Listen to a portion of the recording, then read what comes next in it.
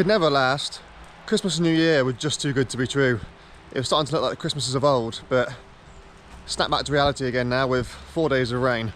It's actually just started to ease up a little bit now, but yeah, like I say, 4 days of pretty much solid rain. It's going to be very, very miserable this week, unfortunately. Down here in the lower valley, virtually all the snow has now gone. Up in Chamonix, it still pretty much is wall-to-wall coverage on the valley floor. I expect most of that will survive, but it's going to start to look a lot more brown and dirty and horrible. It rained up to about 2,400 meters on Sunday, then very, very quickly froze again. So virtually the whole skiable mountain had a pretty horrible rain crush to start the week. But then Monday night into Tuesday, it snowed again down to valley level, only a dusting in the valley level, but there's maybe 10 to 15 centimeters up at mid-mountain. So conditions are actually really pleasant on the piste and just at the side of the piste on Tuesday. But then, yeah, since then it's been more rain. And today it's raining up above 2,200 meters again. As I said last week, the freezing level is yo-yoing quite a lot, so periodically it will be snowing at mid-mountain. So yeah, right now it's definitely raining. By the end of the week, we're expecting some pretty sizable snowfall totals in the upper mountain, but it's going to be accompanied by quite a lot of wind, as is often the case. So some areas it will just be completely blown away. Other areas you're going to have fairly sizable avalanche risk again. So that's something to be aware of if you are venturing out into the high mountains when this weather finally clears.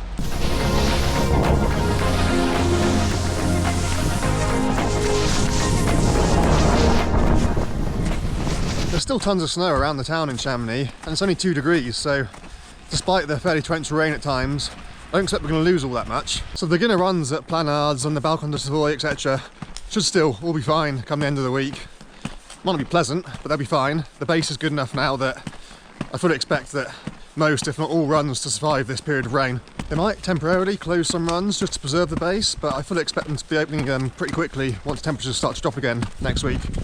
So it's 2 degrees down in town, around about 1,000 meters. It's also 2 degrees up on the mid-mountain at above 2,000 meters. I'm up near top of the Cold Cornu lift in the apre-ski area now, and you are just about above the snow line up here. Indeed, there's been a hell of a lot of snow actually.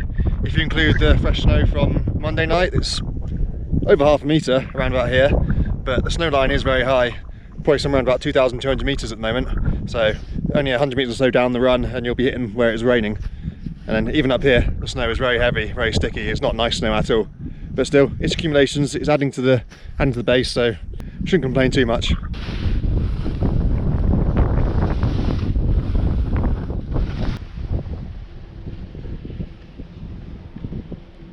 On days like today, so much of the terrain in Chamonix is often closed off, and this is why. Lots of the mountain, especially here in Brevant-Fougères, also at Grand Montet, is under threat from natural avalanches. It really doesn't take much to have slides coming down faces like this. You can't trust people at the best of times here in Chamonix not to be idiots, but especially when it's like this, a lot of the pistes just have to be closed because they often get avalanched.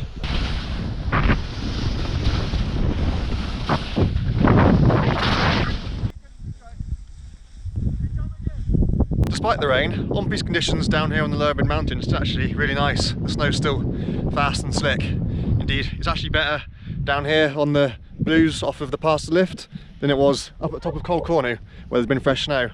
Whereas just down here, it's just been rain. So it's actually less sticky, slightly ironically.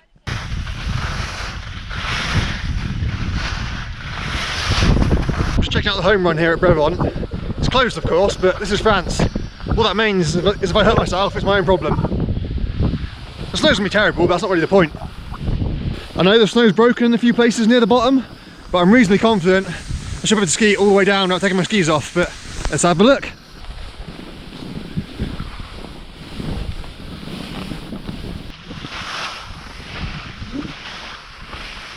As expected, so far it's terrible, but it's possible. Not too many hazards, just that big tree stump that's fallen across the path and a couple of avalanche sloughs, but yeah, still skiable.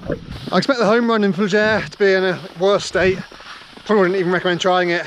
That gets more sun and catches the snow less, so yeah, I expect it's broken quite a few places. At the time of recording, the home runs into Les Ouches are still open, still groomed, and they're still pretty good. And the base there is pretty good, so I expect they will survive the rain. The Tour and Grand Montet, again, both those home runs are open and I expect they'll survive as well. Saint-Gervais is going to be a definite write-off now, but the Contamine and some of the other home runs into Megeve are also still skiable.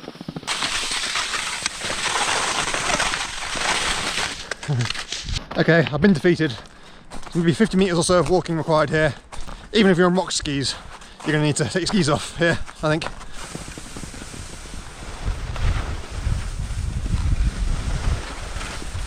Meanwhile, while we've been getting an absolute soaking here in the Alps, some of you have been enjoying some bluebird powder days back home in England.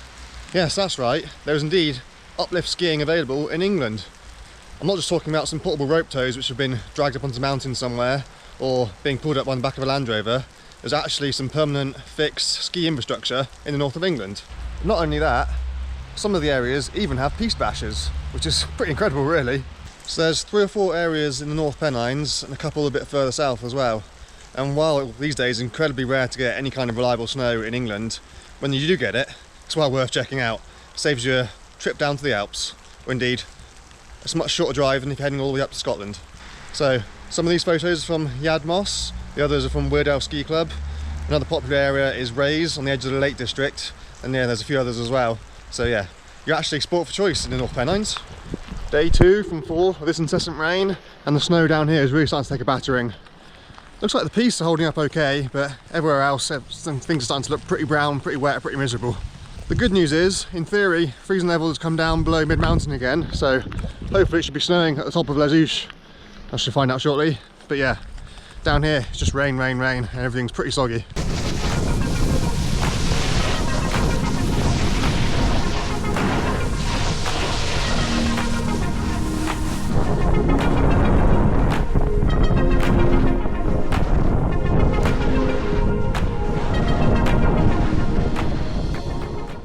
You've probably noticed something a little different about some of my footage over the last few weeks. Traditionally, I've always filmed on a GoPro, and that's what I'm filming on right now. No particular reason, that just happens to be the camera that I have. It's okay, it's not perfect, but it does the job. But at the start of this season, Insta360 reached out to me offering me their latest camera, the X4, to test and review. And that's what I've been doing. The full review will come out in a few weeks' time, but for now, this is just a little taster. For those unfamiliar with a 360-degree camera, they work by having 2 super wide angle lenses, front and back, left and right, doesn't really matter, there's no orientation to a 360-degree camera. And these lenses between them have a super wide field of view. They're able to capture virtually everything, it's almost an infinite field of view. And then with a degree of software magic and AI wizardry, the programming stitches the 2 images together and gives you a full sphere of vision. So it's not just a 360-degree camera, it's 360 by 360 by 360 by 360. It literally is a sphere of a field of view. It captures absolutely everything. And that's what really sets 360-degree cameras apart from any other kind of camera. The beauty of this is it means that you really don't have to worry about where you're pointing the camera. You stick it out in front of you, above your head, behind you, whatever, and it will pick up literally everything. So it doesn't matter if something important happens off of your field of view, you can pick it up later in the editing. So if you happen to be ducking your head under a tree branch or just turning the other way, or your mate sends his first triple backflip, it really doesn't matter because you'll just be able to pick it up later. So these cameras really come into their own when you're absolutely charging through powder with your group of mates, meaning that you can pan to your mate, pan back to you, pan to what's in front of you, pan to what's behind you, back to your mates again, all on the same single piece of footage. Now, 360-degree cameras have been around for a while, and indeed Insta360 are not the only brand to make them. But the thing that sets the new X4 apart from its competitors, and indeed the old Insta360 X3, is its ability to capture full 360-degree footage in an amazing 8K. So I've already given you just a small taste of what this amazing X4 camera can do, and I'm a complete newbie with these types of cameras when it comes to editing and shooting with them, so the possibilities are almost limitless really. If you are interested in buying the X4 camera, or indeed any product from Insta360, I'll include a link to their website in the description below, and if you use my discount code, you'll receive some kind of free accessory. And these are not just simple key rings or bottle openers or anything, these are genuine proper accessories such as carry cases.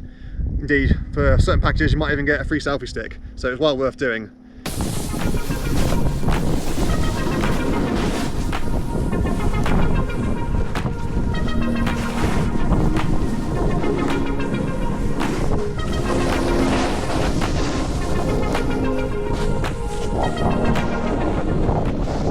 Around 1800 metres, so the top of the Prairie lift in Les Houches.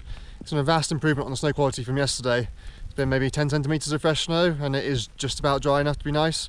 Even dropping down a little bit, it's not too soggy, but by the time you drop down a couple hundred metres or so the bottom of the Kandahar chairlift which I'm on now, already you're getting into the kind of rain sleet limit, and the runs are really suffering down there. So yeah, definitely We're going to be sticking above 1800 metres at the moment, I think.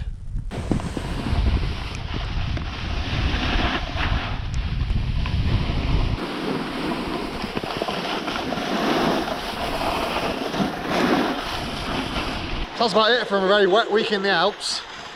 The good news is, it's going to be absolutely dumping down on the upper mountains, so the Valley Blanche is going to be filling in nicely. I think virtually the whole of Chamonix, myself included, is going to be heading up the Guide du Midi on Sunday and Monday to check it out. It's going to be chaos. People will be falling in crevasses, getting avalanched a lot. So I'll be steering clear of all the idiots and playing it safe, but yeah, as long as you're sensible about it, it could be lovely up there. We're expecting some high pressure to move in next week. I don't know how long it's going to last, but it could potentially be quite a while. So there should be some pretty nice touring conditions to be had once everything finally quietens down and settles down. If you are looking to come out over the next few weeks and you haven't yet planned your onward travel from the airport, I'll leave the information for mountain drop-offs in the description down below, and you can also find out about it with the QR code here. I'll finish this week's video with something a little different. Rather than showing you more rain from the Alps, I'll show you some footage that one of my regular viewers has sent me from the amazing snow conditions that you've had in the north of England this week. So, enjoy!